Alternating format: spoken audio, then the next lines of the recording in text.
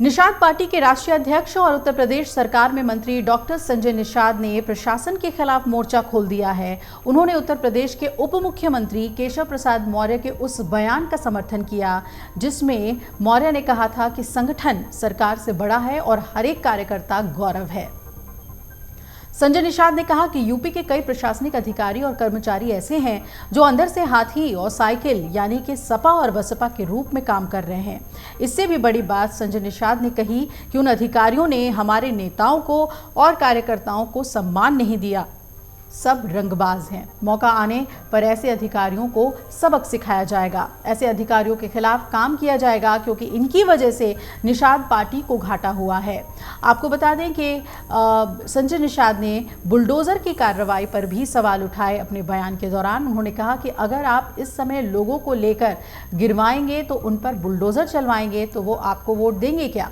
90 साल से बैठा आदमी गरीब आदमी है, उसके लिए तो सरकार हम ही लोग हैं, क्योंकि उत्तर प्रदेश में अब 10 विधानसभा सीटों पर उपचुनाव होने वाले हैं जिसमें संजय निषाद ने 2 सीटों की मांग की है।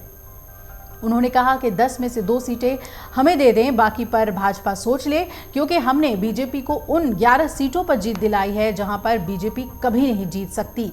मिर्जापुर के मझवा विधानसभा सीट पर भी उपचुनाव होने हैं जहां से निषाद पार्टी के विधायक विनोद कुमार बिंद के भदोही से लोकसभा सांसद बनने के बाद ये सीट खाली हुई है और लोकसभा चुनाव के बाद एनडीए के कई बड़े नेता पार्टी के खिलाफ ही सवाल उठा रहे हैं।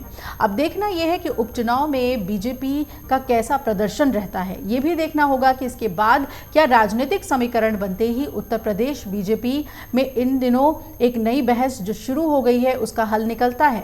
प्रदेश के उप मुख्यमंत्री केशव प्रसाद मौर्य ने एक बयान दिया जिसकी वजह से सियासत गर्मा गई। डिप्टी सीएम मौर्य ने यूपी बीजेपी की कार्यसमिति की बैठक के दौरान संगठन को सरकार से बड़ा बता दिया। उनके इस बयान पर बीजेपी कार्यकर्ताओं ने जमकर तालियां बजाई थी, लेकिन इस बयान ने कई सवाल और कई चर्चाएं भी शुरू कर दी।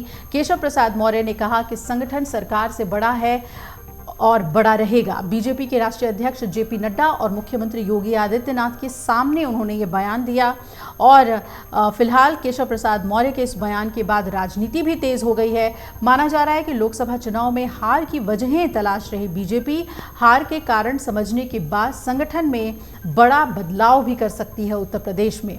सवाल ये भी है कि क्या केशव प्रसाद मौर्य सरकार छोड़कर वापस संगठन में आएंगे या फिर उनका ये बयान कार्यकर्ताओं का मनोबल बढ़ाने के लिए ही दिया गया था। बहरहाल अब इस पर जो सहयोगी पार्टियां हैं उनकी भी प्रतिक्रियाएं आने लग गई हैं और संजय निषाद ने तो केशव प्रसाद मौर्य के बयान को अपना समर्थन दे दिया है। इसका क्या असर पड़ता है योगी आदित्यनाथ पर जो कि पूरे संगठन को और खासतौर पे उपचुनाव के लिए संगठन को तैयार कर रहे हैं, उस पर यह देखना अहम होगा। और क्या निषाद पार्टी को 2 सीटें दी जाती हैं, इस पर भी नजर रहेगी। अगर आप ये वीडियो YouTube पर देख रहे हैं तो हमारे चैनल को सब्सक्राइब करें और बेल आइकन को दबाना ना भूलें। अगर आप Facebook पर ये वीडियो देख रहे हैं तो हमारे पेज को लाइक करें।